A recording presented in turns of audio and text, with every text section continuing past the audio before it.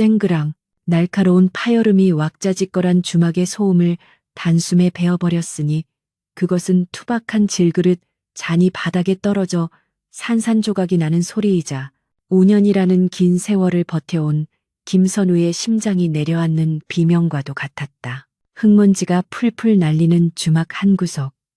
갓을 깊게 눌러쓴 선우의 손끝이 미세하게 떨리고 있었고 그의 발치에는 엎어진 술잔에서 흘러나온 탁주가 마치 피처럼 흙바닥을 적시고 있었는데 그 참담한 광경보다 더 선우의 눈동자를 파짜매는 것은 바로 눈앞에서 쟁반을 들고 굳어버린 한 여인의 거친 손등이었다. 달고 달아 마디가 굵어진 손가락, 손톱 밑에 낀 검은 때, 그리고 겨울바람에 트고 갈라져 붉은 피가 배어 나오는 그 손은 한때 선우가 세상에서 가장 고귀하게 여기며 밤새도록 어루만지던 연화의 섬섬옥수가 분명했으나 지금은 그저 험한 세파에 찌든 주모의 손일 뿐이었다. 선우의 시선이 그 손을 타고 천천히 위로 올라가 낡아빠진 저고리 소매와 헝클어진 머리카락을 지나 마침내 여인의 얼굴에 닿았을 때 그는 숨을 쉬는 법조차 잊어버린 사람처럼 컥하고 막힌 신음을 삼켰다. 주막 안을 가득 채운 국밥, 끓는 냄새와 사내들의 땀 냄새, 그리고 시큼한 막걸리 향기가 뒤섞여 비릿한 역겨움을 자아내고 있었지만 선우의 코끝에는 5년 전 봄날 버드나무 아래서 맡았던 은은한 매화 향기만이 환영처럼 맴돌고 있었다. 눈앞의 여인은 분명 연화였으나 또한 연화가 아니었으니 배곡같이 곱던 피부는 거칠어져 기미가 내려앉았고 별처럼 총명하게 빛나던 눈동자는 삶의 무게에 눌려 초점 없이 흐릿해져 있었으며 무엇보다 그 고운 입술은 굳게 다물려 아무런 말도 하지 못한 채 파르르 떨리고만 있을 뿐이었다. 이게 도대체 무슨 변고란 말이냐. 선우는 마음속으로 피를 토하듯 절규했으나 입 밖으로 나오는 소리는 그저 마른 기침뿐이었고 그 짧은 찰나의 침묵 속에서 두 남녀의 시간은 5년 전 서로를 위해 헤어질 수밖에 없었던 그 잔인했던 이별의 순간으로 되감기듯 빨려 들어갔다. 주변에서 술을 퍼마시던 장돌뱅이들이 왔다. 이보시오 선비 양반. 술잔을 깼으면 값을 치러야지. 넋을 놓고 있으면 어찌하오. 라며 낄낄거리는 소리조차 선우의 귀에는 들리지 않았는데 오로지 눈앞에 서 있는 연화의 흔들리는 눈동자 속에 비친 자신의 모습, 비단 도포를 입고 가끈을 단정한 양반의 모습이 그토록 혐오스럽게 느껴진 적은 없었다. 시간을 거슬러 올라가 보건대 지금으로부터 닷새 전 한양에서부터 천리길을 달려 이곳 변방의 고을에 당도한 선우는 단순한 유람객이 아니었으니 그는 임금의 밀명을 받고 부패한 지방관들을 감찰하기 위해 파견된 암행어사였다. 5년 전 가문의 몰락과 정쟁의 소용돌이 속에서 연화를 지키기 위해, 아니 정확히 말하자면 그녀를 불행의 구렁텅이에 빠뜨리지 않기 위해 모진 말로 그녀를 밀어내고 홀로 한양으로 떠났던 선우는 밤낮을 가리지 않고 학문에 매진하여 장원급제라는 쾌거를 이루어냈다. 그가 출세의 사다리를 그토록 악착같이 기어오른 이유는 단 하나. 언젠가 다시 연화를 찾았을 때 그녀에게 떳떳한 지아비가 되어주고 그녀가 더 이상 춥고 배고프지 않게 해주겠다는 일념 때문이었으나 지금 그의 눈앞에 펼쳐진 현실은 그가 상상했던 재회의 그림과는 너무나도 거리가 먼 참혹한 풍경이었다. 선우는 고을 입구에 들어서자마자 탐관오리들의 횡포로 백성들의 원성이 자자하다는 소문을 듣고 신분을 감춘 채 민심을 살피던 중이었고 목을 축이려 우연히 들어온 이 허름한 주막에서 운명의 장난처럼, 아니 하늘이 내린 형벌처럼 그녀와 마주치게 된 것이었다. 연화는 깨진 사기 조각을 줍기 위해 허리를 굽혔는데 그 동작이 너무나 익숙하고 비굴해 보여 선우의 가슴은 다시 한번 찢어지는 듯했다.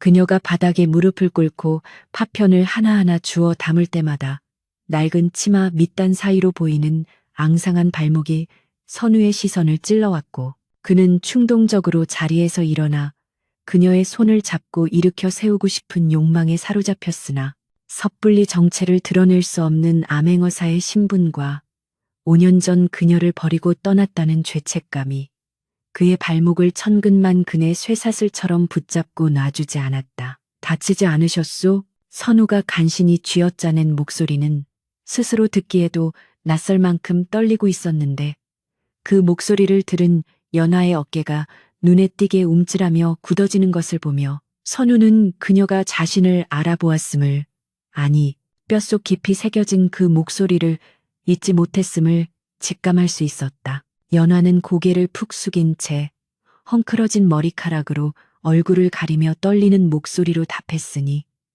소인의 불찰이 옵니다. 나리. 세 잔을 가져오겠습니다. 라고 말하는 그녀의 말투는 깍듯한 존대였으나 그 속에 담긴 것은 사무치는 그리움이 아닌 넘을 수 없는 신분의 벽을 실감하는 체념과 두려움뿐이었다. 주막의 왁자지껄한 소음 속에서 선우는 마치 외딴 섬에 홀로 남겨진 듯한 고립감을 느꼈는데 건너편 탁자에서 험상윤게 생긴 왈패 하나가 술에 취해 비틀거하며 소리쳤다. 어이, 주모, 여기 술맛이 왜 이리 밍밍해? 물을 탔는가? 이리 와서 술 좀 따라보거라. 그 사내의 거친 고함에 연하는 황급히 깨진 조각을 치우고 그쪽으로 몸을 돌리려 했으나 선우의 시선은 끈질기게 그녀의 뒷모습을 쫓고 있었다. 왈패는 연하가 다가오자 희롱하듯 그녀의 손목을 덥석 낚아채며 음흉한 웃음을 흘렸는데 곱게 늙었구만, 곱게 늙었어. 서방도 없이 혼자 술 장사하느라 고생이 많지?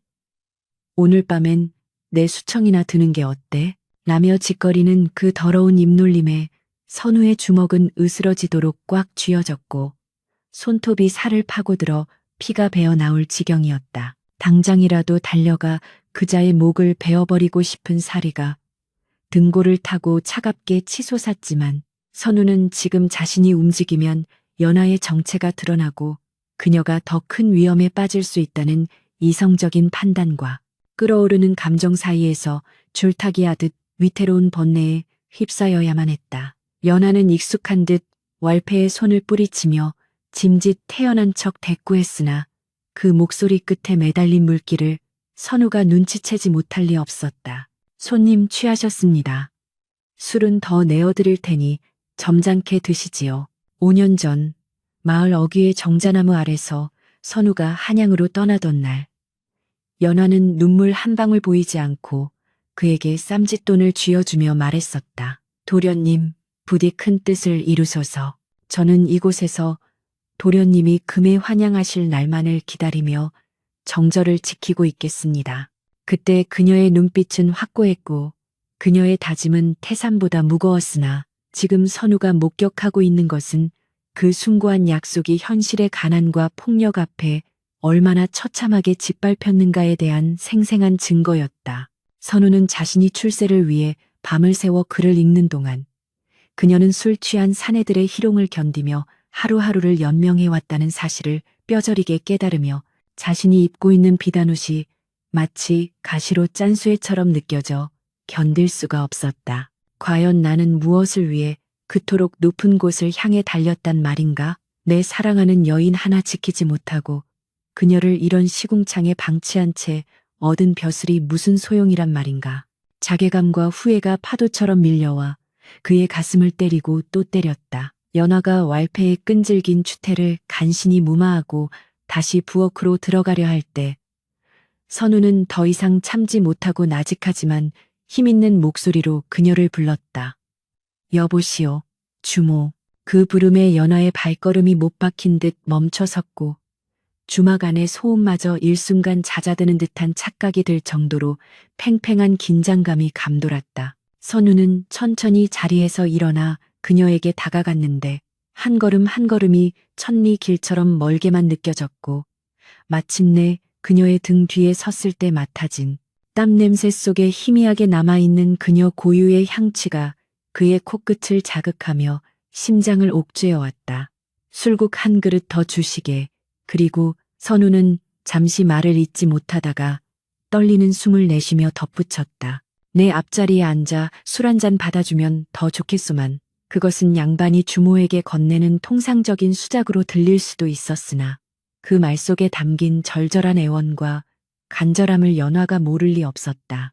연화는 천천히, 아주 천천히 몸을 돌려 선우를 마주 보았고 갓 아래 그늘진 선우의 눈동자와 마주친 순간 그녀의 눈에서 기어이 참았던 눈물이 툭 하고 떨어져 먼지 쌓인 바닥을 적셨다. 나리. 귀한 분께서 어찌 이런 누추한 곳에. 연화는 애써 그를 모른 척하며 신분의 선을 그으려 했으나 그녀의 입술은 제어할 수 없이 떨리고 있었고 선우는 주위의 시선을 의식하여 갓을 더 깊게 눌렀으며 낮은 목소리로 속삭이듯 말했다. 내가 너무 늦었구나. 너무 늦게 왔어.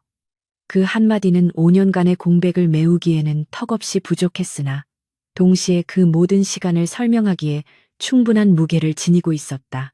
주변의 취객들은 두 사람 사이에 흐르는 기묘한 기류를 감지하지 못한 채 여전히 떠들썩하게 술판을 벌이고 있었지만 선우와 연하 두 사람에게는 세상의 모든 소리가 차단되고 오직 서로의 숨소리만이 귓가에 웅웅거리는 진공의 상태가 되었다. 선우는 그녀의 거친 손을 잡고 싶었으나 보는 눈이 많아 차마 그러지 못하고 탁자 위에 놓인 자신의 옥필이 5년 전 그녀가 선물해 주었던을 만지작거릴 뿐이었는데 그 옥필이 또한 세월의 때가 묻어 윤기를 잃어가고 있었으니 그것은 마치 두 사람의 퇴색된 사랑을 대변하는 듯하여 더욱더 애처로웠다. 그때였다.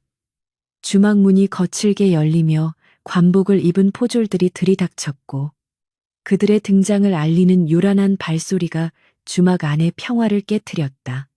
현감 나으리의 행차시다. 모두 고개를 조아려라.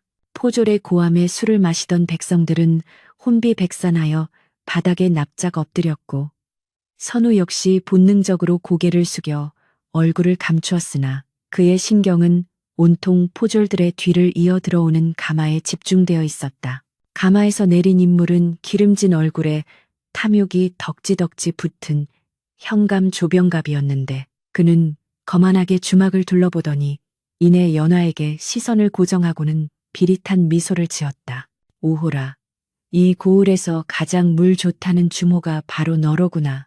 현감의 시선이 연화의 몸을 훑어내리는 것을 본 선우의 눈빛이 차갑게 가라앉았고 옷소매 속에 감춰진 마패가 묵직하게 그의 가슴을 눌러왔다. 이것은 단순한 우연의 재회가 아니었다. 선우가 이곳에 온 이유, 그리고 연화가 겪고 있는 고통, 이 모든 것이 하나의 거대한 운명의 수레바퀴 속에서 맞물려 돌아가고 있음을, 그리고 이제 그 수레바퀴를 멈추거나 부수어야 할 때가 왔음을 선우는 직감했다.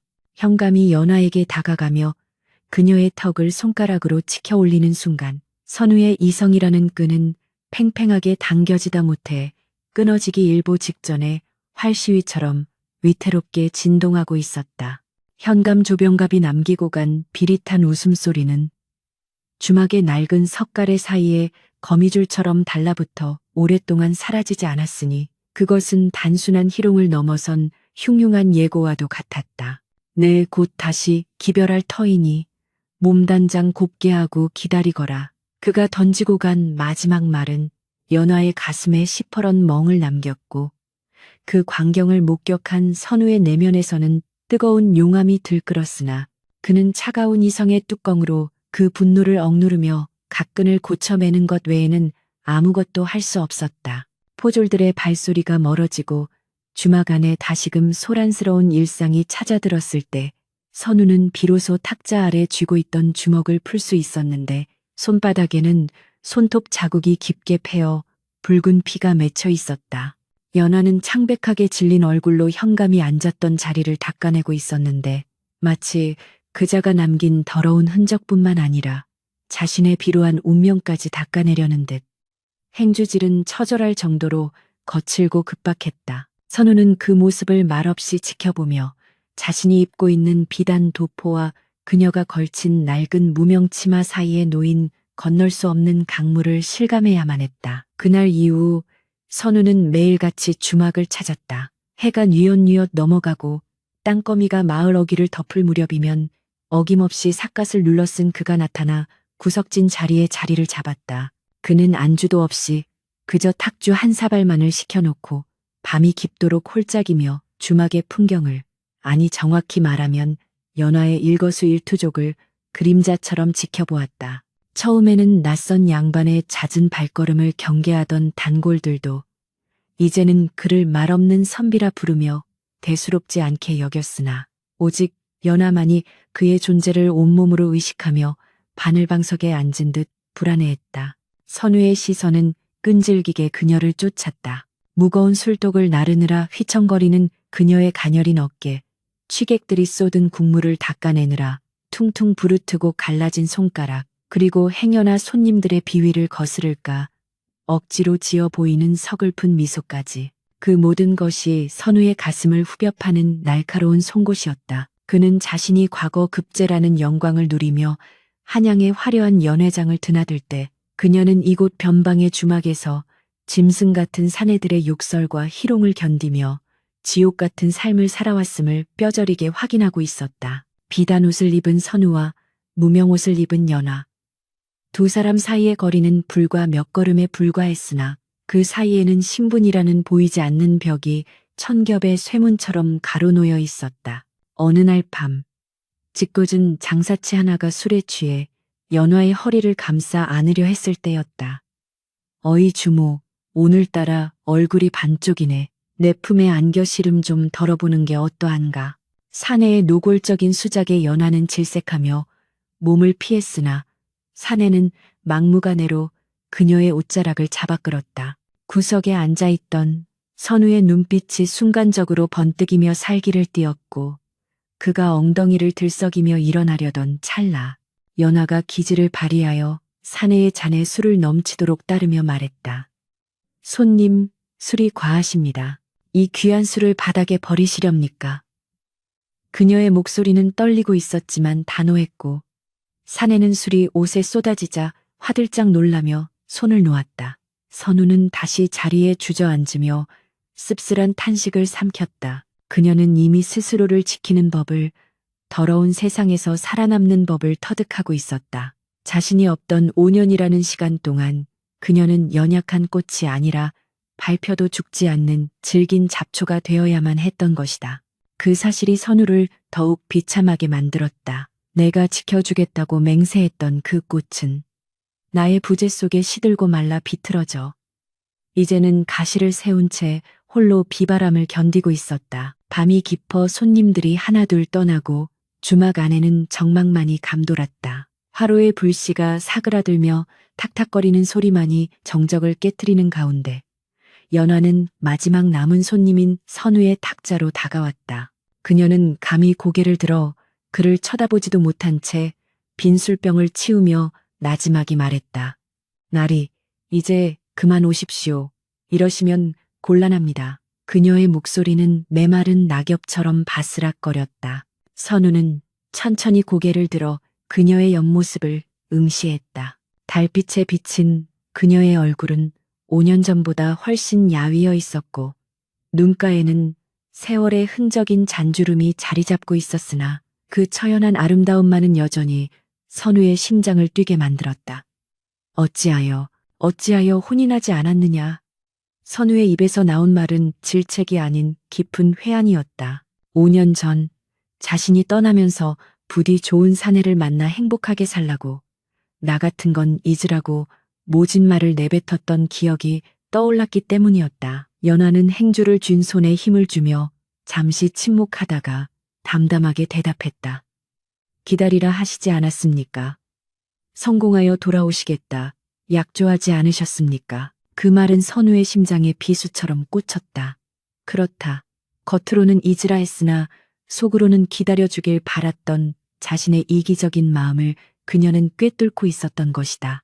아니, 설령 선우가 진심으로 잊으라 했더라도 연화의 올곧은 성정으로는 결코 다른 사내를 품지 못했을 것임을 선우는 뒤늦게 깨달았다. 허나 내 꼴을 보십시오. 저는 이제 양반댁 규수가 아닙니다. 술 파는 주모일 뿐입니다. 연화는 자주 섞인 웃음을 흘리며 자신의 낡은 치마폭을 내려다 보았다. 나리께서는 구름 위에 계신 귀한 분이 되셨고 저는 진흙탕에 구르는 천한년이 되었습니다. 그러니 부디 저를 모른 척해 주십시오. 그것이 나리를 위한 길이고 저를 위한 길입니다. 연화의 말은 구구절절 옳은 말이었으나 선우는 그 말을 인정할 수 없었다. 신분, 지위, 그런 껍데기가 도대체 무엇이란 말인가? 내 앞에 있는 이 여인은 나의 목숨보다 귀한 연화인데 세상이 정해놓은 잣대 때문에 서로를 외면해야 한단 말인가? 내가 널 이리 만든 것이냐? 선우의 목소리가 물기에 젖어 떨려 나왔다. 가문을 일으키겠다고, 입신양명하겠다고 너를 버려두고 간 대가가 고작 이것이란 말이냐? 선우는 자리에서 벌떡 일어나 연화의 어깨를 잡으려 했다. 그러나 연화는 소스라치게 놀라며 뒷걸음질 쳤다.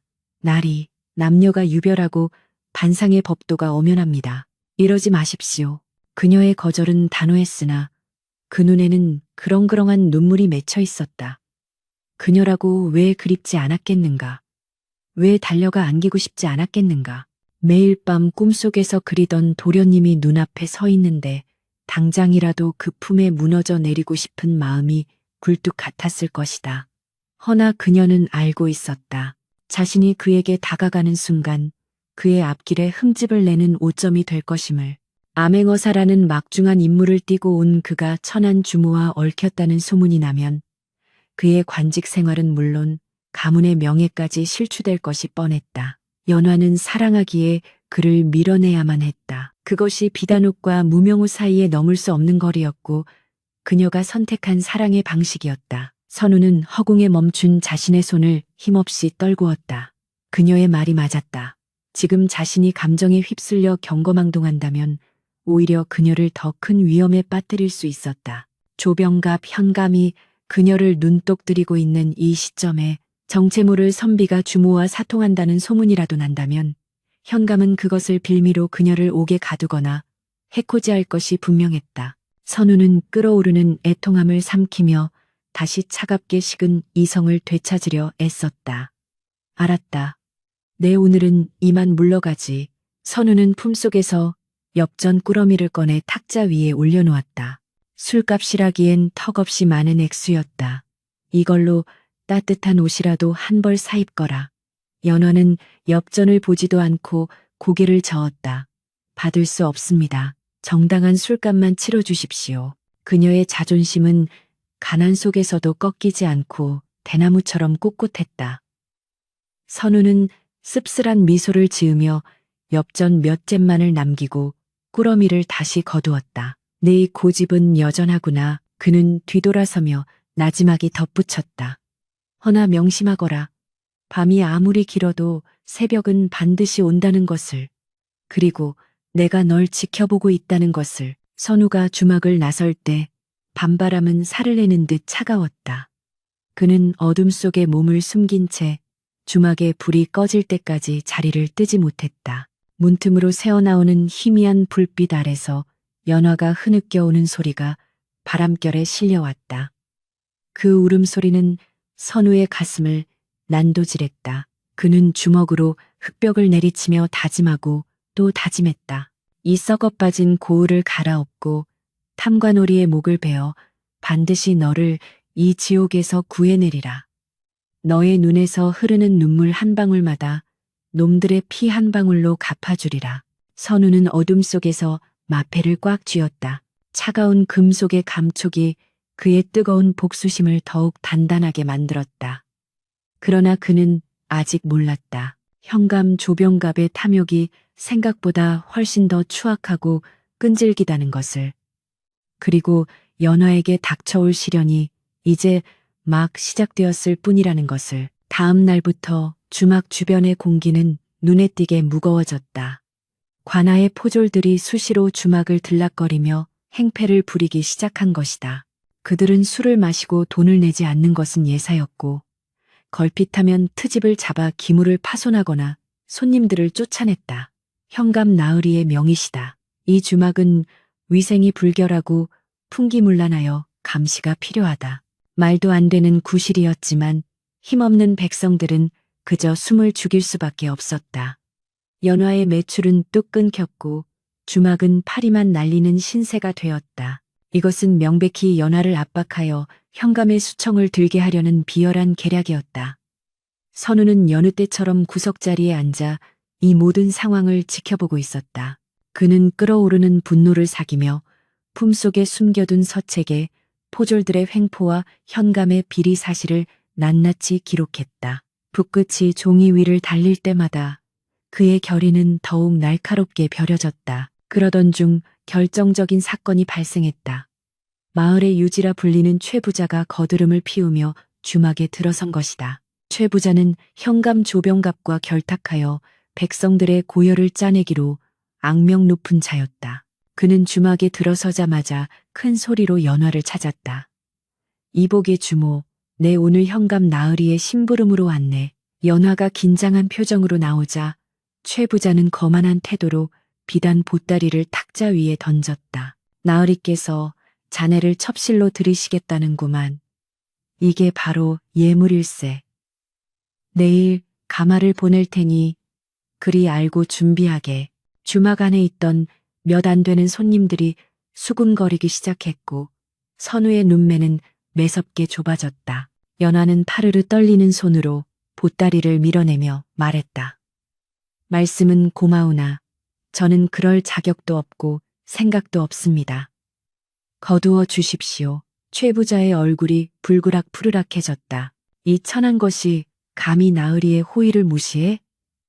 네가 정녕 죽고 싶어 환장한 개로구나. 최 부자가 손을 들어 연화의 뺨을 올려붙이려는 순간 허공을 가르는 파열음과 함께 묵직한 물건이 날아와 최 부자의 손목을 강타했다. 악!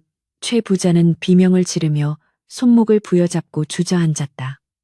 바닥에 뒹구는 것은 다름 아닌 술잔이었다. 모든 시선이 구석진 자리로 쏠렸다. 그곳에는 선우가 천천히 몸을 일으키고 있었다. 가달에 드러난 그의 눈빛은 서리빨보다 차가웠고 온몸에서 뿜어져 나오는 위압감은 좌중을 압도했다.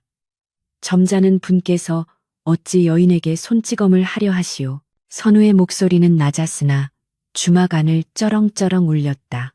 최 부자는 고통으로 일그러진 얼굴로 선우를 노려보았다.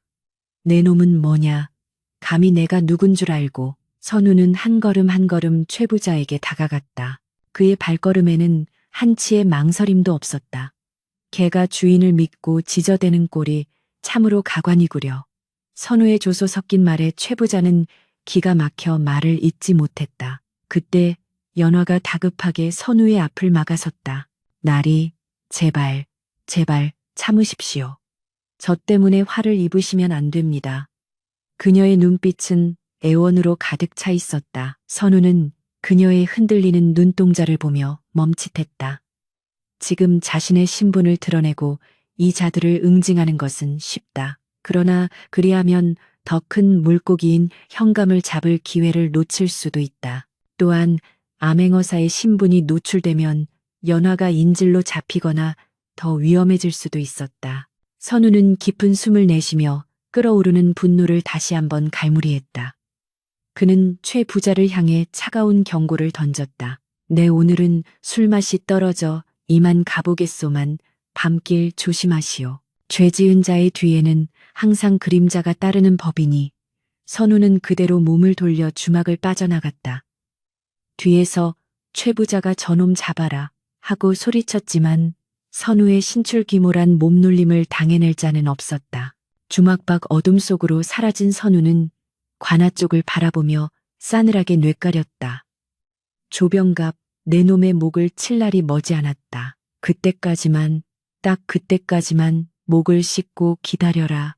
달빛조차 숨죽인 그 밤, 선우와 연화, 두 사람의 운명은 폭풍 전야의 고요함 속에서 위태롭게 흔들리고 있었다. 하지만 그 고요함은 곧 들이닥칠 거대한 파도를 예고하는 불길한 징조였음을 그때는 아무도 알지 못했다.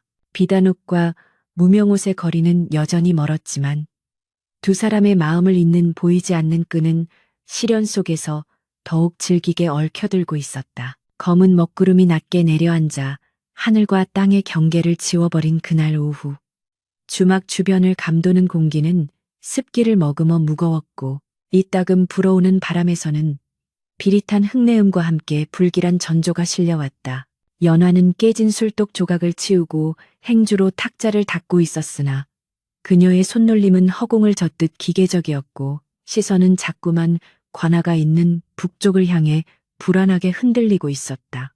어제 최 부자가 남기고 간 협박은 빈말이 아니었음을 그녀의 본능이 경고하고 있었던 것이다. 주막을 찾는 발길은 뚝 끊겨 개미 새끼 한 마리 얼씬하지 않았고 적막강산 같은 고요함 속에 들려오는 것은 오직 자신의 거친 숨소리와 심장이 늑골을 때리는 둔탁한 박동 소리뿐이었다. 그녀는 부엌 한 구석에 숨겨둔 은장도를 꺼내어 치마폭 깊숙이 갈무리했는데 이는 스스로를 지키기 위한 최후의 수단이자 정절을 잃을 바에야 차라리 혀를 깨물고 죽겠다는 서슬 퍼런 결의의 표현이었다. 5년 전 선우 도련님을 떠나보내며 다짐했던 맹세. 비록 몸은 천한 주모가 되었을지언정 마음만은 도련님의 여인으로 남겠다는 그 일념 하나가 그녀를 지금까지 지탱해온 유일한 버팀목이었기 때문이었다. 그때 마을 어귀에서부터 요란한 징소리와 함께 흙먼지가 일기 시작하더니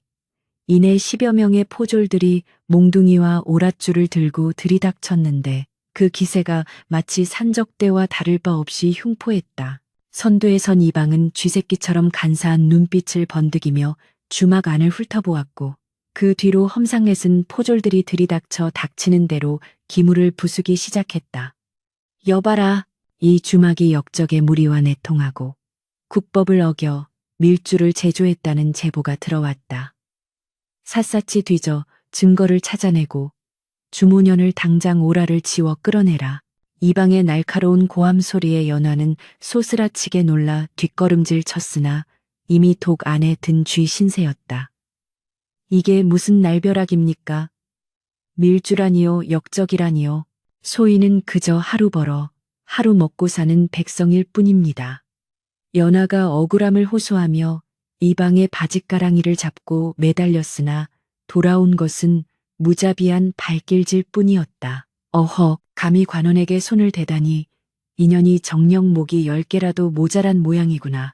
이방의 발에 차여 바닥에 나뒹군 연화의 입가에서 붉은 피가 터져 나왔고 그녀의 비명은 깨지는 수랑아리 소리에 묻혀 허공으로 흩어졌다. 포졸들은 마치 굶주린 늑대 떼처럼 주막을 유린했으니 탁자와 의자가 박살나고 부엌의 솥단지가 마당으로 내동댕이 쳐졌으며 애써 담가둔 술독이 깨져 하얀 탁주가 흙바닥을 적시며 강물처럼 흘러내렸다. 그 술은 연화가 밤잠을 설치며 정성스레 빚은 피땀의 결정체였으나 지금은 그저 흙탕물과 뒤섞여 더러운 오물이 되어버리고 말았다.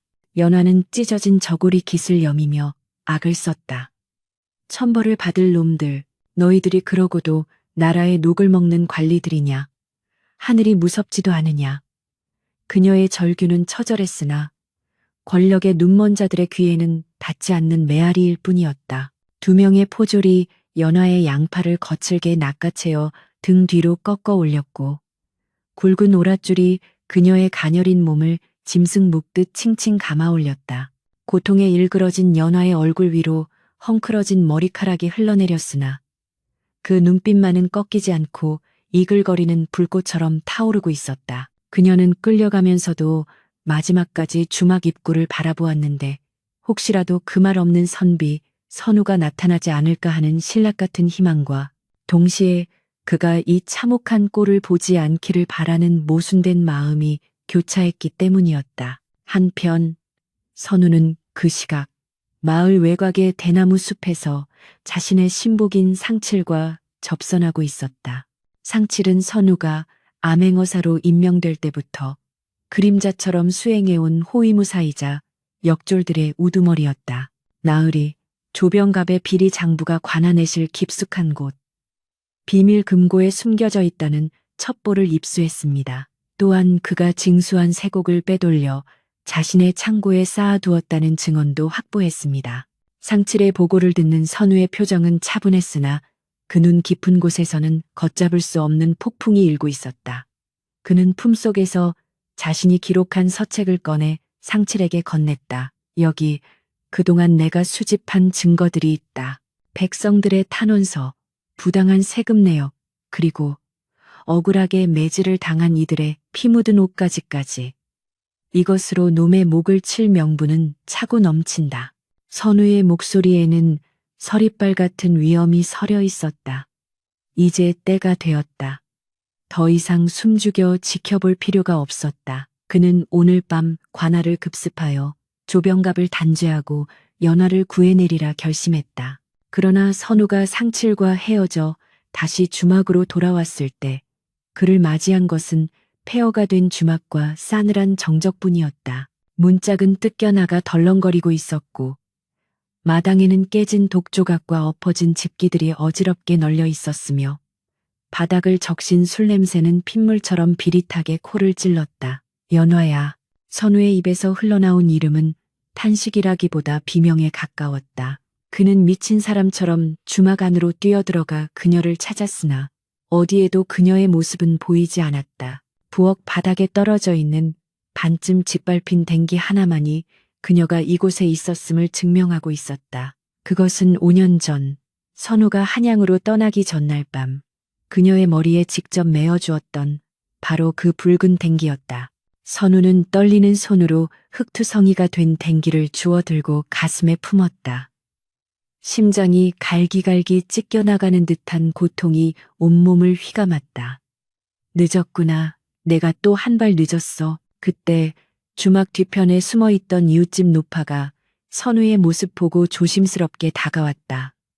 선비님, 아이고, 이를 어쩌면 좋습니까? 조금 전 관아놈들이 들이닥쳐 주모를 잡아갔습니다. 역적 누명을 씌워 당장이라도 주리를 틀 기세였습니다. 노파의 말을 듣는 순간 선우의 머릿속에서 이성이라는 끈이 툭 하고 끊어져 나갔다. 역적 누명이라니 그것은 곧 죽음을 의미하거나 관노비로 끌려가 평생을 짓밟히게 된다는 뜻이었다. 조병갑, 이 짐승만도 못한 놈이 기어이 선을 넘었구나. 선우의 눈동자가 붉게 충혈되며 살기를 뿜어냈다. 그는 더 이상 고고한 선비가 아니었다.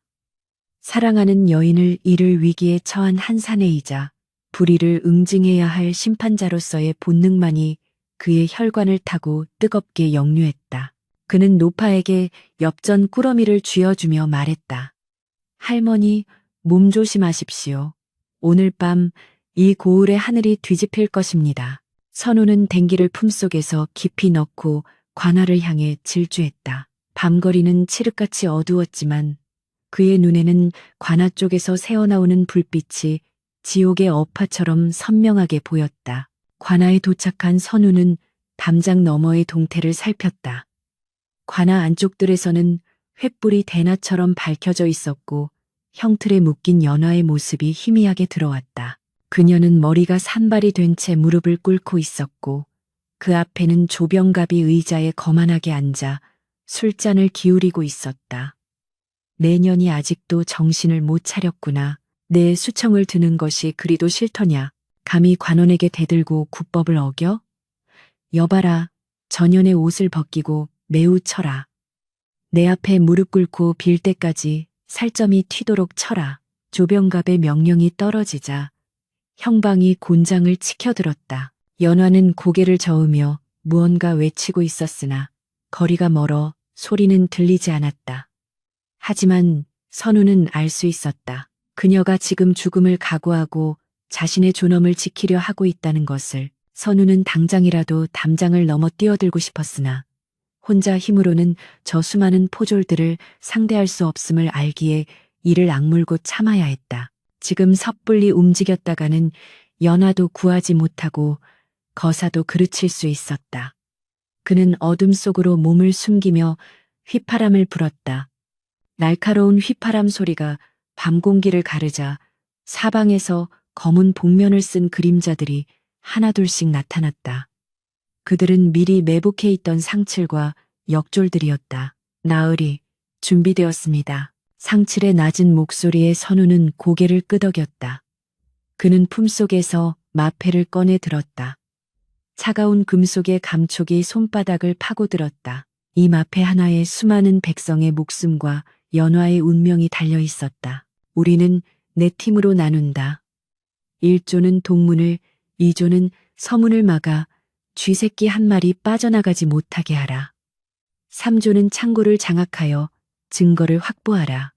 그리고 상칠이 너와 최정의 대원들은 나를 따라 정문으로 돌파한다.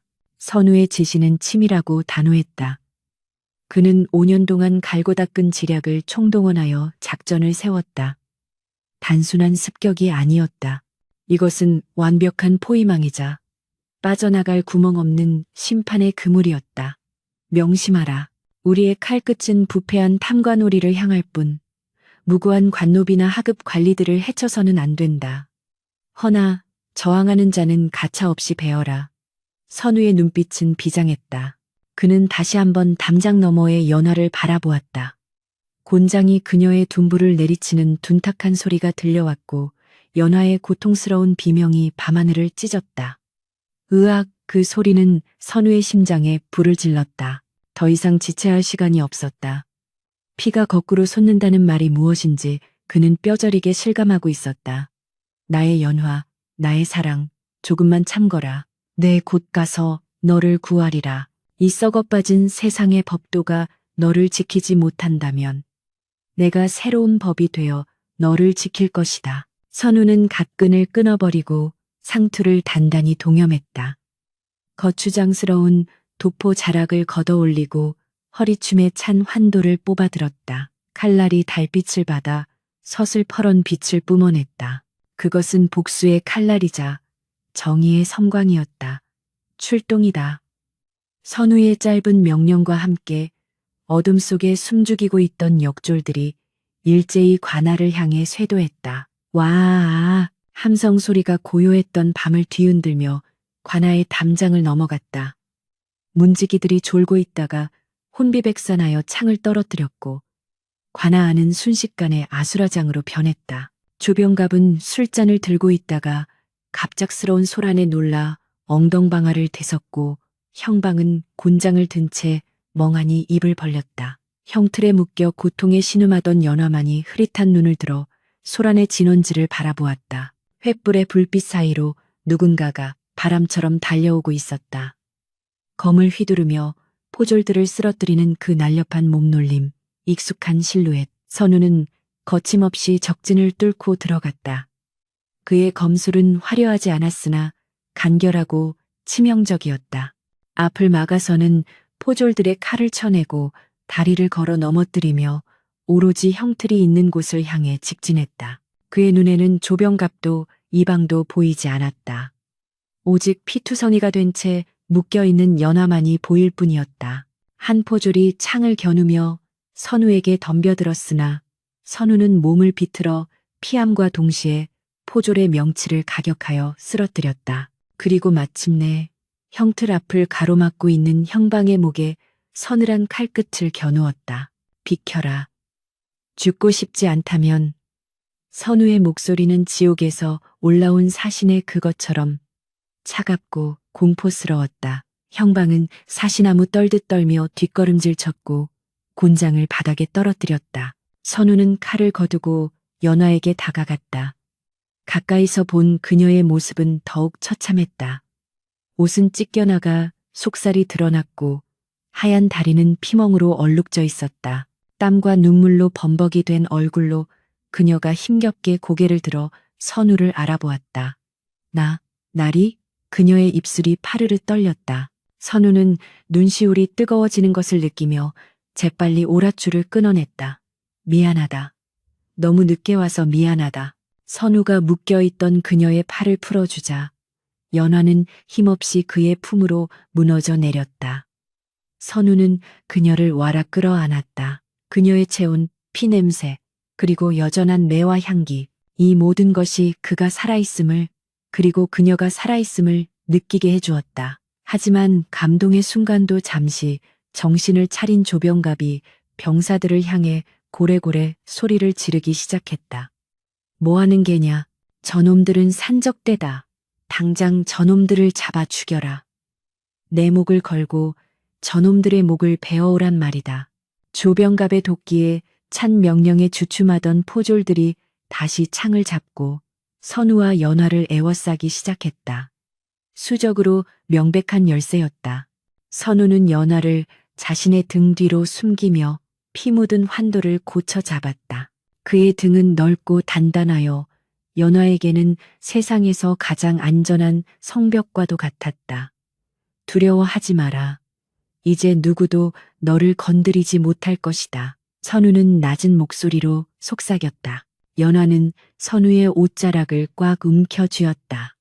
죽어도 같이 죽고 살아도 같이 살리라. 두 사람의 마음이 하나로 겹쳐지는 순간이었다. 관아 마당에는 수십 개의 횃불이 일렁이며 긴 그림자를 만들어내고 있었고 그 중앙에 선 두 남녀는 마치 폭풍의 눈처럼 고요하면서도 위태로워 보여 보는 이로 하여금 숨을 멈추게 만들었다. 이제 모든 것이 밝혀질 최후의 심판이 눈앞에 다가오고 있었다. 창끝이 숲을 이룬 관아의 앞마당. 수십 개의 횃불이 밤바람에 일렁이며 춤을 추었고 그 불빛 아래 선우와 연화는 도간에 든 쥐처럼 포위되어 있었다. 현감 조병갑의 고함 소리가 찢어질 듯 고막을 때렸다. 저놈들은 흉악한 산적 무리다. 관아를 습격하고 죄인을 탈취하려 했으니 즉시 베어 죽여도 좋다. 활을 쏴라. 저놈들의 몸을 고슴도치로 만들어버려라. 살기에 찬 명령이 떨어지자 궁수들이 시위를 당겼고 팽팽하게 당겨진 활시위가 끊어질 듯한 소음을 내며 긴장감을 극도로 끌어올렸다. 연하는 공포에 질려 선우의 등 뒤에 얼굴을 묻었고 선우는 왼팔로 그녀를 감싸 안으며 오른손에 쥔 환도를 비스듬히 세웠다. 그의 눈빛은 흔들림이 없었으나 이마에는 식은땀이 송골송골 맺혀 흘러내렸다. 아무리 무예가 뛰어나다 한들 빗발치는 화살을 맨몸으로 전부 막아낼 수는 없는 노릇이었다. 절대절명의 위기, 죽음의 그림자가 턱 밑까지 차오른 순간 선우의 입가에 서늘한 미소가 스치고 지나갔으니 그것은 체념이 아니라 사냥꾼이 덫에 걸린 짐승을 바라볼 때 짓는 최후의 비웃음이었다. 쏘아라. 어서 쏘란 말이다. 조병갑이 발을 동동 구르며 재촉하던 찰나 선우가 천지를 뒤흔들 만큼 우렁찬 목소리로 일갈했다. 멈춰라. 내 놈들의 눈에는 이 마패가 보이지 않는단 말이냐. 그 소리는 마치 천둥소리와 같아 좌중을 압도했고 궁수들의 손이 순간적으로 멈칫했다. 선우는 품속에 간직했던 마패를 꺼내어 높이 쳐들었다. 횃불의 붉은 빛을 받아 번쩍이는 황동마패에는 5마리의 말이 생동감 넘치게 새겨져 있었으니 그것은 임금을 대신하여 생사여 탈권을 쥔 암행어사의 신표이자 탐관 우리들에게는 저승사자의 명부와도 같은 것이었다. 선우의 외침이 끝나기가 무섭게 관아의 담장박과 지붕 위 그리고 어둠 속에 매복해 있던 상칠과 역졸들이 일제히 튀어나오며 복창했다. 암행어사 출두야, 암행어사 출두야. 그 함성은 밤하늘을 찢고 고을 전체로 메아리쳐 퍼져나갔다. 암행어사 출두야. 산천초목이 벌벌 떨고 강물조차 숨을 죽인다는 그 소리에 관아안은 순식간에 아수라장으로 돌변했다. 창을 겨누던 포졸들은 마패의 위광에 압도되어 무기를 떨구고 바닥에 납작 엎드렸으며 활시위를 당기던 궁수들은 혼비백산하여 활을 내던지고 도망치기에 바빴다. 조금 전까지 기세등등하게 호통치던 조병갑의 얼굴은 흑빛으로 변하여 입을 딱 벌린 채 아무 말도 하지 못했는데 그의 다리 사이로는 뜨뜻미지근한 오줌이 줄줄 흘러내리고 있었다. 어사라니. 그는 뒷걸음질 치다가 제 발에 걸려 엉덩방아를 대섰고 쓰고 있던 관모가 벗겨져 바닥을 뒹굴었다. 이것은 단순한 반전이 아니었다. 썩어빠진 권력이 정의의 칼날 앞에 무릎 꿇는 천지개벽의 순간이었다. 선우는 마패를 든 채 당당하게 조병갑을 향해 걸어갔다.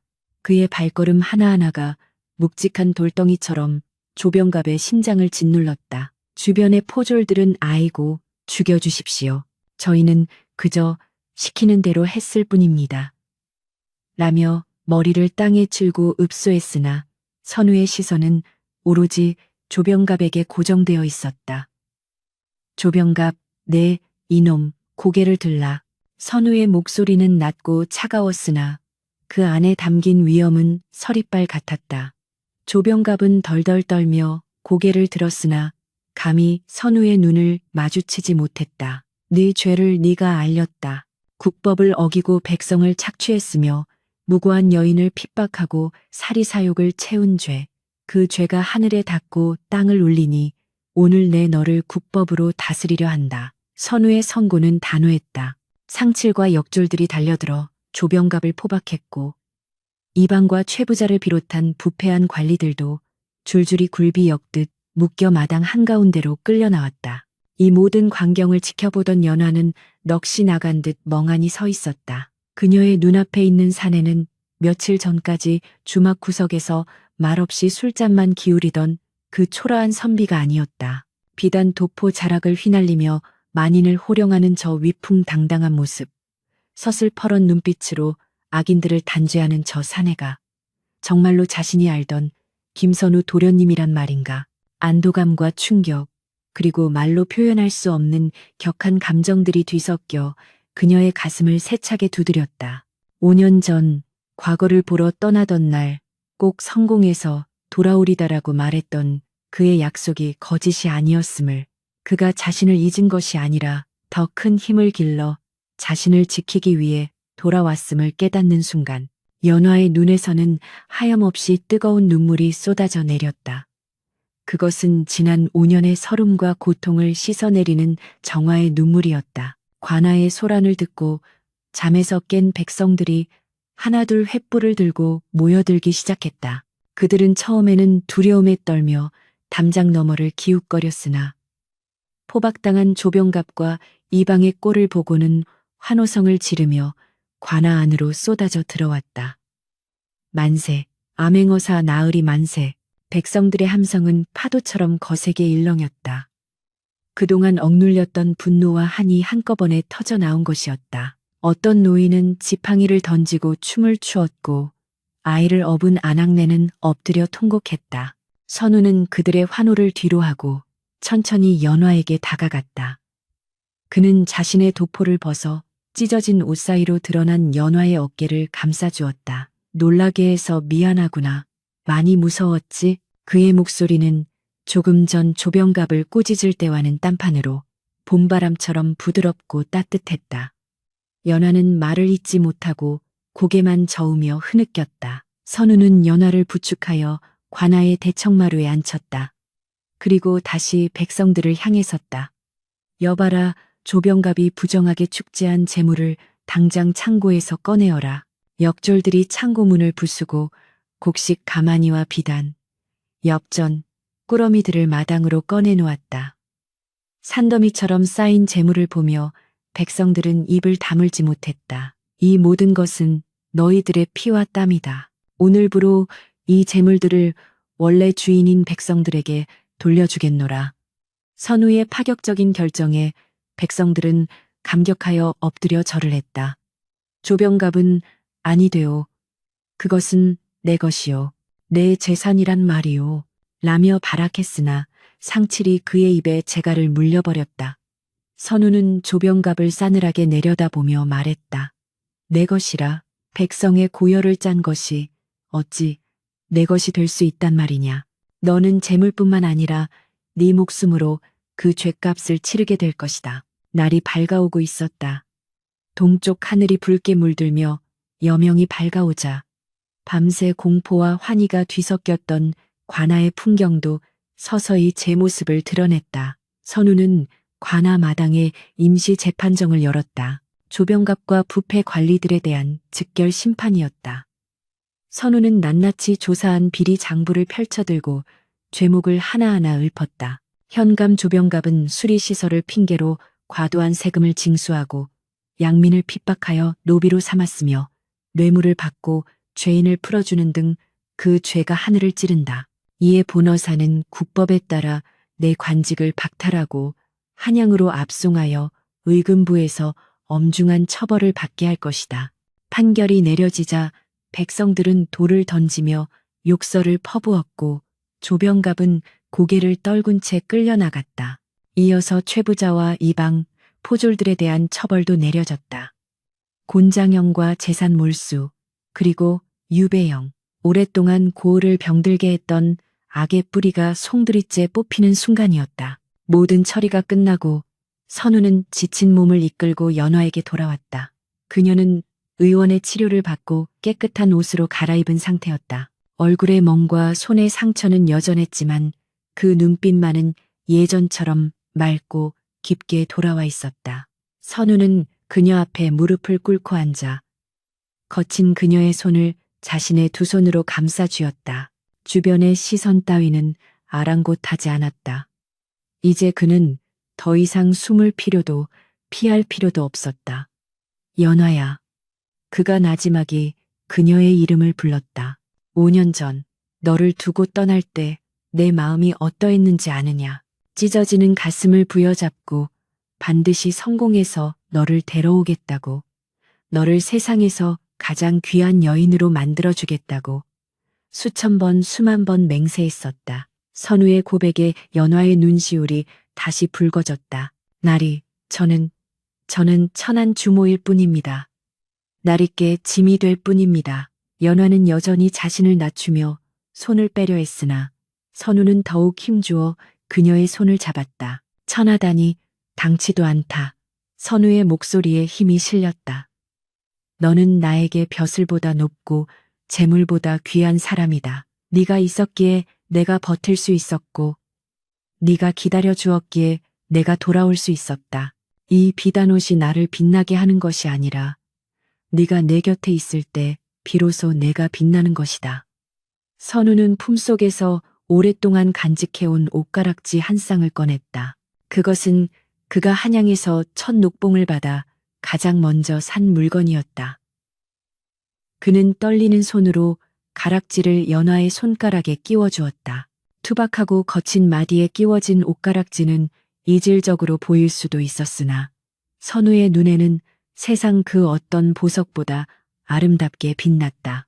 이제 다시는 너를 혼자 두지 않겠다. 다시는 너의 눈에서 눈물이 흐르게 하지 않겠다. 나와 함께 가자. 한양으로.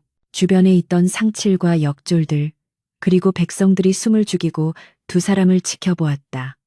신분을 초월한 사랑, 5년의 세월을 뛰어넘은 재회, 그것은 한편의 연극보다 더 극적이고 감동적인 장면이었다. 연화는 가락지를 내려다보다가 천천히 고개를 들어 선우를 바라보았다. 그녀의 눈동자 속에 선우의 모습이 가득 찼다. 더 이상 망설임은 없었다. 그녀는 조용히 고개를 끄덕이며 미소 지었다. 예, 나리, 어디든 따르겠습니다. 지옥 끝이라도 나리 곁이라면 그곳이 저에게는 천국입니다. 두 사람은 서로를 끌어안았고 떠오르는 아침 해가 그들의 어깨 위로 찬란한 금빛 햇살을 쏟아부었다. 관아 마당을 가득 메운 백성들은 그제야 환호와 함께 박수를 보냈다. 악은 물러가고 정의가 바로 섰으며 엇갈렸던 인연이 제자리를 찾은 완벽한 아침이었다. 그러나 선우는 알고 있었다. 이것이 끝이 아니라 그들이 함께 헤쳐나가야 할 새로운 삶의 시작임을. 한양의 권력 다툼과 신분의 벽이 여전히 그들을 기다리고 있겠지만 이제는 두려울 것이 없었다. 맞잡은 두 손에 온기가 있는 한 그 어떤 시련도 그들을 갈라놓을 수 없을 테니까.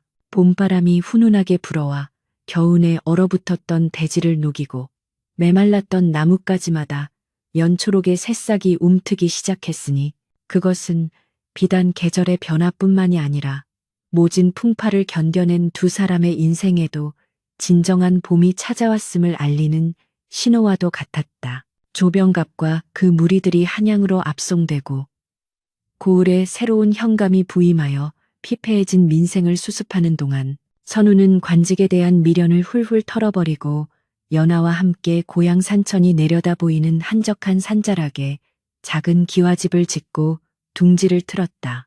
벼슬길에 올라 출세가도를 달리는 것이 사내대장부의 꿈이라지만 선우에게 있어 그 모든 부귀영화는 연화의 따뜻한 미소 한 번, 그녀가 차려주는 소박한 밥상 한 끼보다 가치 있는 것이 아니었기에 그는 미련 없이 조정의 사직 상소를 올리고 낙향을 택한 것이었다. 마당에는 그들이 5년 전 이별했던 그날처럼 매화나무 한 그루를 심었고 그 나무가 뿌리를 내리고 꽃망울을 터뜨리는 모습을 지켜보며 두 사람은 비로소 지난 5년간의 긴 겨울이 끝났음을 실감할 수 있었다. 어느 화창한 오후 따스한 햇살이 마루 깊숙이 들어와 앉은 시각. 연화는 곱게 다듬은 못이 적삼을 입고 마루에 앉아 바느질을 하고 있었다. 주막에서 거친 일로 닳고 닳았던 그녀의 손끝은 이제 제법 윤기를 되찾았고 흙먼지에 찌들어 거칠어졌던 피부도 좋은 약재와 선우의 지극정성 덕분에 예전의 배국 같은 빛깔을 되찾아가고 있었으나 손등에 희미하게 남은 흉터와 손가락 마디의 굳은 살은 여전히 그 시절의 고단함을 증거하고 있었다. 선우는 책을 읽다 말고 문득 고개를 들어 그런 연화의 옆모습을 물끄러미 바라보았다. 햇살을 받아 반짝이는 그녀의 속눈썹과 단정하게 빗어 넘긴 쪽진 머리, 그리고 한 땀 한 땀 정성을 다해 바늘을 움직이는 그 평온한 모습은 선우가 꿈속에서조차 그토록 갈망하던 그림이었기에 그는 혹여나 이것이 깨어질까 두려워 숨소리조차 크게 내지 못하고 그저 눈에 담고 또 담았다. 서방님, 어찌 그리 뚫어지게 보십니까? 제 얼굴에 무엇이라도 묻었는지요? 연화가 바느질을 멈추고 수줍게 웃으며 물었다.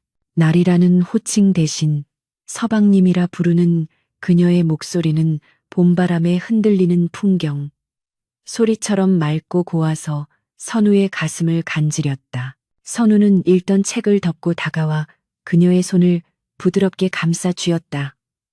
아니요. 그저 이 모든 것이 꿈만 같아서 그렇소. 눈을 뜨면 다시 그 먼지 자욱한 주막일까봐, 당신이 내 곁에 없을까봐, 때로는 문득 두려워지곤 하오. 선우의 고백에 연화의 눈빛이 흔들렸다.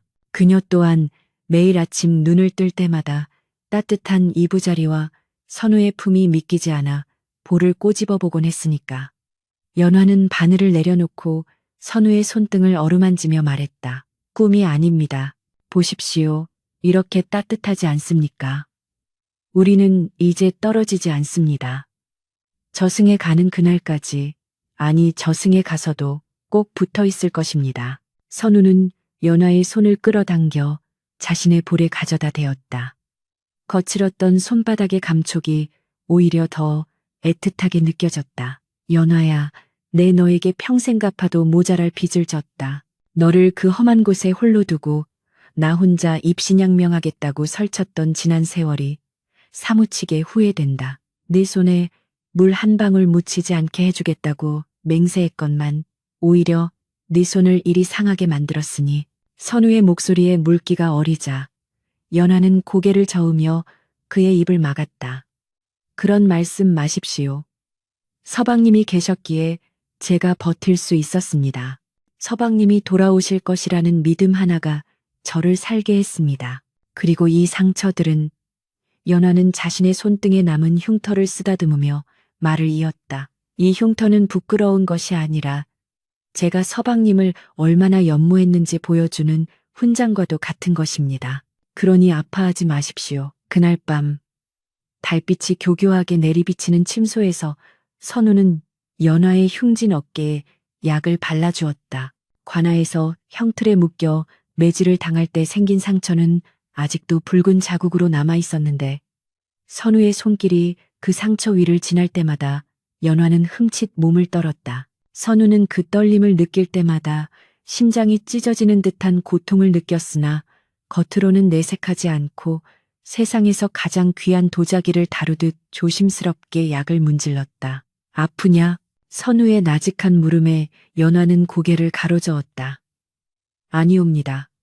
서방님의 손길이 닿으니 씻은 듯이 낫는 기분입니다. 선우는 그녀를 뒤에서 안으며 어깨에 얼굴을 파묻었다. 그녀의 채취, 살냄새, 그리고 은은한 분 냄새가 뒤섞여 그를 안도하게 만들었다. 다시는 널 아프게 하지 않겠다. 내 목숨을 바쳐서라도 너를 지킬 것이다. 선우의 맹세는 어둠 속에서 더욱 단단하게 굳어졌다. 계절은 흘러 어느덧 마당에 심은 매화나무가 만개하는 절정에 이르렀다. 하얀 꽃잎이 눈송이처럼 흩날리는 매화나무 아래 선우와 연화는 작은 찻상을 마주하고 앉았다. 찻상 위에는 맑게 우러난 녹차와 함께 5년 전 그들이 헤어지던 날 깨졌던 것과 비슷한 모양의 투박한 찻잔 2개가 놓여 있었다. 선우는 김이 모락모락 피어오르는 찻잔을 들어 연화에게 건넸다. 한 잔 드시게. 차향이 참으로 좋구려. 연화는 두 손으로 공손히 잔을 받으며 미소 지었다. 예, 서방님. 매화 향기와 차 향기가 어우러지니 신선 노름이 따로 없습니다. 두 사람은 차를 한 모금 머금고 서로를 바라보았다. 5년 전 먼지 나는 주막에서 깨진 술잔을 사이에 두고 마주 섰을 때의 그 절망적이고 숨막히던 공기는 온데간데 없고 지금 그들 사이에는 봄 햇살처럼 따스하고 평온한 기류만이 흐르고 있었다. 부인, 기억나시오? 우리가 처음 만났던 날을. 선우가 옛 추억을 꺼내 들었다. 연화는 눈을 가늘게 뜨며 회상에 잠겼다. 어찌 있겠습니까? 서방님께서 서당에서 돌아오시다가 개울가에서 넘어진 저를 일으켜 주셨지요. 그때 서방님의 옷자락이 흙탕물에 다 젖었는데도 제 무릎 까진 것만 걱정해 주셨습니다. 선우는 껄껄 웃었다. 그때 낭자의 눈망울이 어찌나 크고 맑던지 내 정신이 아득해져서 옷 젖는 줄도 몰랐지. 두 사람은 어린아이들처럼 킥킥거리며 웃었다. 과거의 아픈 기억조차 이제는 웃으며 이야기할 수 있는 추억의 한 페이지가 되었다는 사실이 그들을 더욱 행복하게 만들었다. 선우는 자리에서 일어나 매화가지 하나를 꺾어 연화의 머리에 꽂아주었다. 하얀 꽃이 그녀의 검은 머리카락과 어우러져 눈부신 조화를 이루었다. 꽃보다 낭자가 더 곱소. 세월이 흘러도 내 눈에는 언제나 낭자가 18 꽃다운 소녀로 보일 것이오. 연화는 붉어진 얼굴을 숙이며 말했다. 서방님도 참 입에 발린 말씀이십니다. 저는 이제 주름도 늘고 손도 거친 아낙네일 뿐인걸요. 그러자 선우가 정색을 하며 말했다. 아니요. 진심이요. 당신의 주름 하나하나는 우리가 함께 견뎌온 세월의 나이테이고 당신의 거친 손은 우리 사랑을 지켜낸 방패요. 그러니 내 어찌 당신을 아름답지 않다 할 수 있겠소. 선우의 진심 어린 고백에 연화의 눈시울이 다시금 붉어졌다. 그녀는 찻잔을 내려놓고 선우의 품에 안겼다. 선우는 넓은 품으로 그녀를 꽉 안아주었다. 매화 꽃잎이 두 사람의 어깨 위로 소리 없이 내려앉았다. 바람이 불 때마다 꽃비가 되어 내리는 풍경 속에서 두 사람은 마치 한 폭의 그림처럼 정지해 있었다. 세상 사람들은 권력을 터차, 재물을 터차 아귀다툼을 벌이며 살아가지만 진정한 행복은 그런 거창한 곳에 있는 것이 아니었다. 사랑하는 사람과 마주 앉아 차 한 잔을 나눌 수 있는 여유, 서로의 아픈 상처를 보듬어 줄 수 있는 따뜻한 손길, 그리고 아침에 눈을 떴을 때 곁에 누군가 있다는 안도감. 그것이 바로 선우와 연화가 5년이라는 긴 고통의 터널을 지나 깨달은 삶의 진리였다. 선우는 품에 안긴 연화의 머리카락을 쓰다듬으며 생각했다. 내가 만약 그때 출세를 위해 너를 외면하고 한양으로 돌아갔다면 나는 지금쯤 높은 관직에 올라 떵떵거리며 살고 있을지 모른다. 허나 밤마다 밀려오는 공허함과 죄책감에 시달리며 껍데기뿐인 화려함 속에 갇혀 있었으리라. 비록 지금은 가진 것 없는 낙향 선비에 불과하지만 내 품 안에 세상을 다 가진 듯한 충만함이 있으니 이것이야말로 진정한 성공이 아니고 무엇이겠는가. 해가 서산으로 넘어가며 노을이 붉게 타올랐다. 붉은 노을빛은 두 사람의 얼굴을 장밋빛으로 물들였다. 연화야. 선우가 나지막이 불렀다. 예, 서방님. 연화가 고개를 들어 그를 바라보았다. 우리 이제 다시는 헤어지지 말자. 기쁠 때나 슬플 때나 가난할 때나 부유할 때나 검은 머리가 팥뿌리가 될 때까지 아니 흙으로 돌아가서도 서로의 곁을 지키자꾸나. 선우의 말은 단순한 약속을 넘어 영혼의 맹세였다. 연화는 눈물을 글썽이며 고개를 끄덕였다. 예, 서방님, 명심하겠습니다. 다음 생에도 그 다음 생에도 서방님을 만나 사랑하겠습니다. 선우는 연화의 이마에, 눈에, 그리고 입술에 입을 맞추었다. 5년 전에 풋풋했던 첫사랑은 시련과 고난이라는 걸음을 먹고 자라나 이제는 그 무엇으로도 끊을 수 없는 단단하고 깊은 거목과 같은 사랑이 되어 있었다. 두 사람은 다시 찻잔을 들었다. 우리의 남은 생을 위하여. 선우의 선창의 연화가 우리의 영원한 사랑을 위하여 라고 화답했다. 쨍하고 부딪히는 찻잔 소리가 맑고 경쾌하게 울려 퍼졌다. 일장에서 깨어졌던 그 비극적인 소리와는 정반대의 완전하고 충만한 결합의 소리였다. 어느덧 밤이 찾아와 산속에 어둠이 깔렸으나 두 사람의 집 창호지 문에는 은은한 등불이 밝혀져 있어 마치 어둠 속의 등대처럼 따스하게 빛나고 있었다. 방 안에서는 도란도란 이야기꽃을 피우는 두 사람의 웃음소리가 담장을 넘어 흘러나왔고 마당의 매화나무는 달빛을 받아 하얗게 빛나며 그들의 행복을 묵묵히 지켜보고 있었다.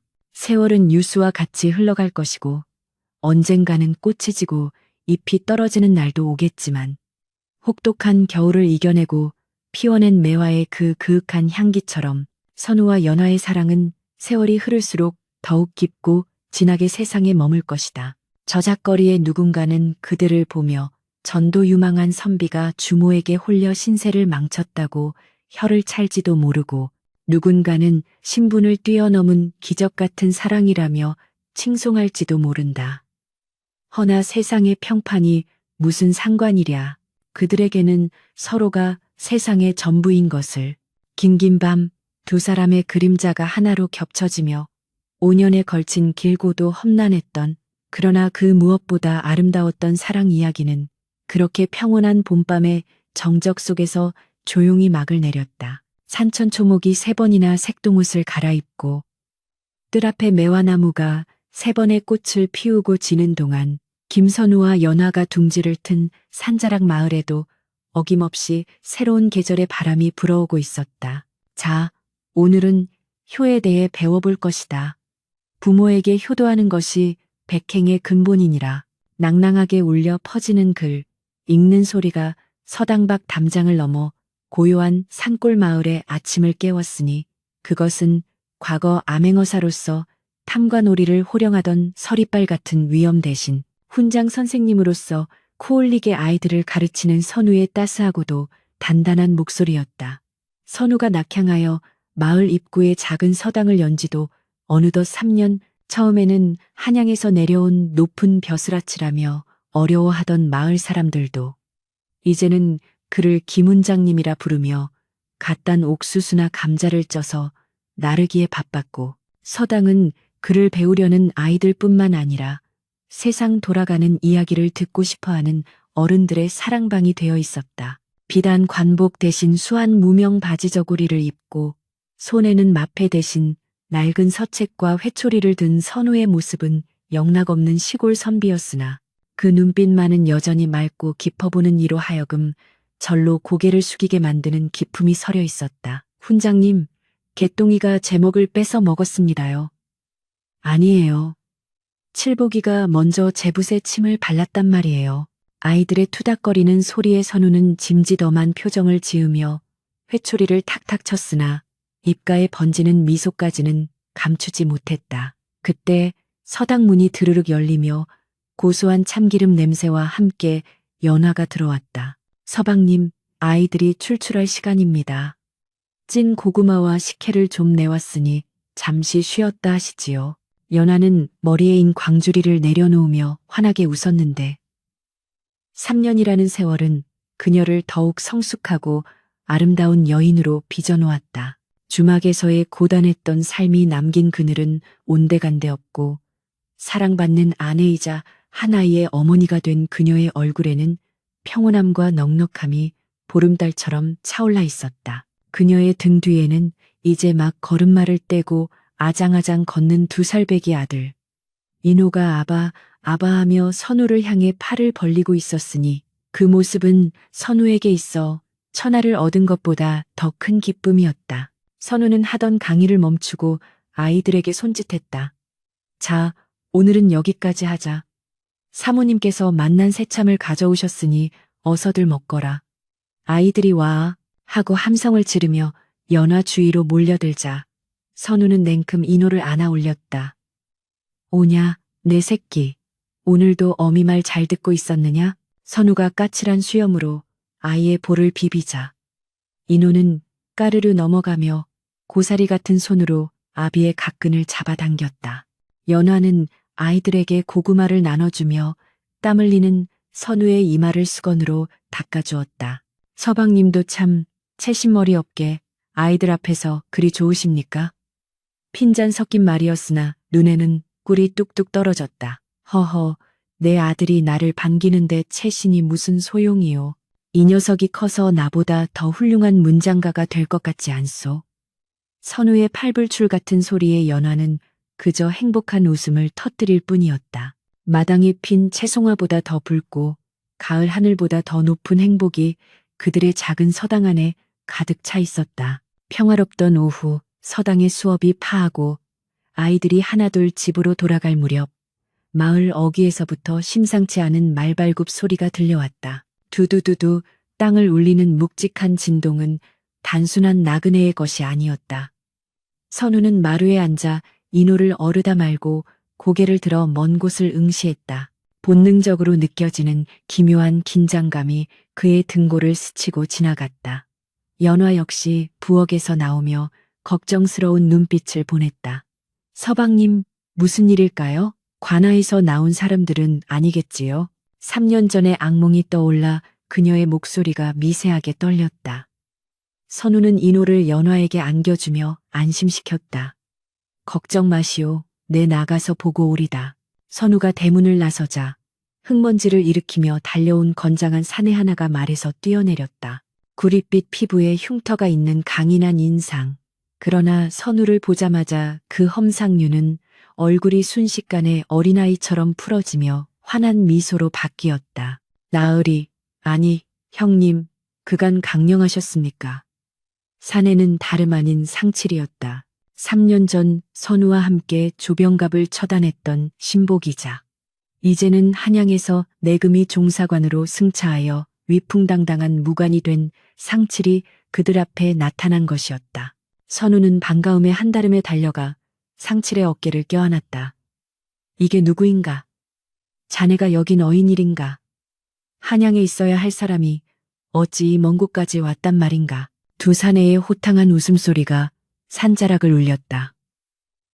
상칠은 선우의 허름한 옷차림을 보고 잠시 콧잔등이 시큰해지는 듯 했으나 이내 씩씩하게 말했다. 형님이 보고 싶어 천리 길을 단숨에 달려왔습니다. 그리고 주상 전하의 하명도 있었고요. 주상 전하라는 말에 선우의 표정이 진지하게 굳어졌다. 상칠은 품속에서 비단 보자기에 쌓인 교지를 꺼내어 정중하게 내밀었다. 그날 밤 선우의 집 사랑방에는 오랜만에 술상이 차려졌다. 연화가 정성스레 빚은 청주와 텃밭에서 딴 채소로 만든 전들이 상을 가득 채웠다. 인호가 잠든 후 선우와 상칠은 술잔을 기울이며 회포를 풀었다. 3년 전의 무용담부터 한양의 정세, 그리고 서로의 안부까지 이야기는 밤이 깊도록 끝이 없었다. 술이 몇 순배 돌고 취기가 오르자 상칠이 조심스럽게 본론을 꺼냈다. 형님, 전하께서 형님을 다시 부르십니다. 조병갑 사건 이후 형님의 강직함과 능력을 높이 사시어 이번에 사헌부 지평 자리를 비워두고 기다리고 계십니다. 조정에는 지금 형님 같은 대쪽 같은 선비가 절실합니다. 상칠의 눈빛은 간절했다. 그는 선우가 이 시골 구석에서 재능을 썩히는 것이 안타까워 견딜 수 없었던 것이다. 형님, 다시 한양으로 가시지요. 형수님과 조카도 제가 한양의 큰 집에서 편히 모시겠습니다. 이 좁은 산골에서 평생을 보내실 겁니까? 선우는 말없이 술잔을 만지작거렸다. 사헌부 지평이라니 관리들을 감찰하고 기강을 바로잡는 요직 중의 요직이었다. 과거에 그라면 쌍수를 들고 환영했을 자리였고 가문을 다시 일으킬 절호의 기회이기도 했다. 흔들리지 않는다면 거짓말일 것이다. 사내로서의 야망, 세상의 뜻을 펼치고 싶은 욕망이 가슴 한구석에서 불씨처럼 되살아나 꿈틀거렸다. 문 밖에서 이 이야기를 듣고 있을 연화의 모습이 눈앞에 아른거렸다. 그녀에게 다시 비단옷을 입히고 고래등 같은 기와집에서 살게 해줄 수 있는 기회였다. 침묵이 길어지자 상칠은 침을 꼴깍 삼키며 선우의 입만 바라보았다. 창호지 문 너머로 달빛이 그림자를 길게 드리우고 풀벌레 소리만이 정적을 메우고 있었다. 한참의 침묵 끝에 선우는 천천히 그러나 단호하게 입을 열었다. 상칠아, 예 형님. 자네 젖들 앞에 매와 나무를 보았는가? 선우의 뜬금없는 질문에 상칠은 의아한 듯 고개를 끄덕였다. 예, 보았습니다. 아주 실하게 자랐더군요. 선우는 미소를 지으며 말했다. 저 나무는 내가 이곳에 내려와 심은 것일세. 처음에는 비바람에 꺾일까, 가뭄에 마를까, 노심초사하며 물을 주고 거름을 주었지. 헌데 말일세. 저 나무가 뿌리를 내리고 꽃을 피우는 것을 보며 내가 깨달은 것이 있다네. 선우는 술잔을 비우고 다시 채웠다. 세상을 바꾸는 것은 조정의 높은 벼슬아치들만이 아니야. 이곳에서 아이들에게 글 한자를 더 가르치고 사람 됨됨이를 일깨워 주는 것. 그것이 훗날 세상을 더 단단하게 만드는 밑거름이 된다는 것을 알게 되었네. 상칠은 답답하다는 듯 가슴을 쳤다. 하지만 형님, 형님의 그 큰 재주를 고작 시골 아이들 가르치는 데 쓰신단 말입니까? 너무 아깝지 않습니까? 선우는 고개를 저었다. 아깝지 않다. 나는 이곳에서 매일 기적을 보고 있다. 글을 모르던 아이가 부모에게 편지를 쓰고 서로 싸우던 아이들이 화해하며 친구가 되는 그 작은 기적들 말일세. 그리고 선우의 시선이 안방 쪽을 향했다. 내 아내 연화와 아들 인호, 이 가족과 함께 아침에 눈을 뜨고 저녁에 함께 밥을 먹는 이 소소한 일상이 나에게는 정승판서 자리보다 더 귀하고 무겁네. 한양의 권력 다툼 속에서 또다시 내 사람들을 위험에 빠뜨리고 싶지 않아. 선우의 목소리에는 확고한 신념이 담겨 있었다. 그것은 도피가 아니라 진정한 삶의 가치를 찾은 자만이 가질 수 있는 여유와 확신이었다. 상칠은 선우의 눈을 깊이 들여다보았다. 예전의 도끼 서린 눈빛은 사라지고 깊고 넓은 호수 같은 눈망울만이 남아있었다. 상칠은 길게 한숨을 내쉬며 고개를 숙였다. 역시 형님은 못 당하겠습니다. 제가 졌습니다. 그는 씁쓸하지만 후련한 웃음을 지었다. 전학계는 김선우라는 사람은 이미 죽고 그저 촌부 김씨만 살아있더라고 전하겠습니다. 선우는 상칠의 잔에 술을 채워주며 껄껄 웃었다. 고맙네. 역시 자네는 내 마음을 알아주는 유일한 벗이야. 술자리가 파하고 상칠이 객방으로 들어간 뒤 선우는 조용히 안방으로 들어왔다. 연화는 자지 않고 등잔불 아래서 바느질을 하고 있었다. 그녀는 선우가 들어오자 하던 일을 멈추고 그를 바라보았다. 모든 이야기를 다 들었음이 분명한 눈치였다. 선우는 연화의 옆에 앉아 그녀의 손을 잡았다. 미안하오. 당신을 더 호강시켜 줄 수 있었는데 내 고집 때문에 또 고생길을 걷게 하는구려. 연화는 고개를 저으며 선우의 가슴에 얼굴을 묻었다. 아닙니다. 서방님, 저는 한양의 고래등 같은 집보다 서방님과 함께하는 이 작은 초가삼간이 천배만배 더 좋습니다. 서방님이 행복해 하시는 모습을 보는 것이 저의 호강입니다. 연화의 눈가에 맺힌 눈물은 슬픔이 아닌 안도의 눈물이었다. 그녀 역시 선우가 다시 정치판에 뛰어들어 위험해지는 것을 원치 않았던 것이다. 두 사람은 잠든 인호의 머리맡에 나란히 누웠다. 아이의 새근거리는 숨소리가 방 안에 평화롭게 울려 퍼졌다. 선우는 천장을 바라보며 생각했다. 권력은 뜬구름과 같고 부귀영화는 아침 이슬과 같다. 진정으로 남는 것은 사랑하는 사람들과 나누는 온기, 그리고 내가 뿌린 씨앗들이 자라나는 모습을 지켜보는 기쁨뿐이다. 그는 자신이 선택한 길이 결코 틀리지 않았음을 이 따뜻한 이부자리 속에서 다시 한번 확신했다. 다음 날 아침, 상칠은 떠날 채비를 마쳤다. 형님, 형수님, 부디 만수무강하십시오. 내년 봄에 또 술 한 병 들고 찾아오겠습니다. 상칠은 말에 올라타며 손을 흔들었다. 선우와 연화, 그리고 연화의 등에 업힌 인호가 그를 배웅했다. 조심해서 가게.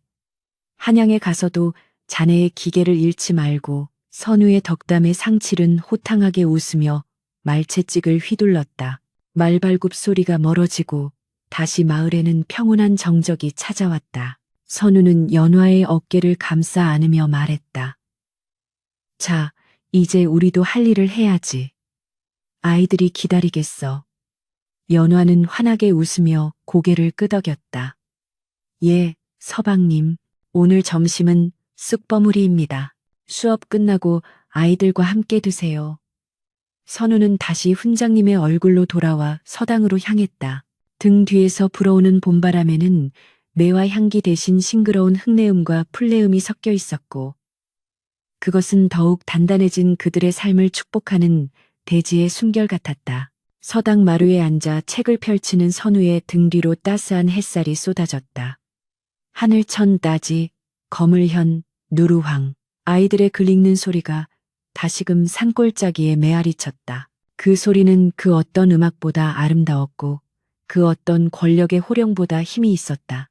김선우, 한때는 세상을 호령하는 암행어사였으나 지금은 시골의 훈장이 된 사내, 그는 이제 칼 대신 붓을 들어 사람을 살리고 마패 대신 사랑을 들어 세상을 지키고 있었다.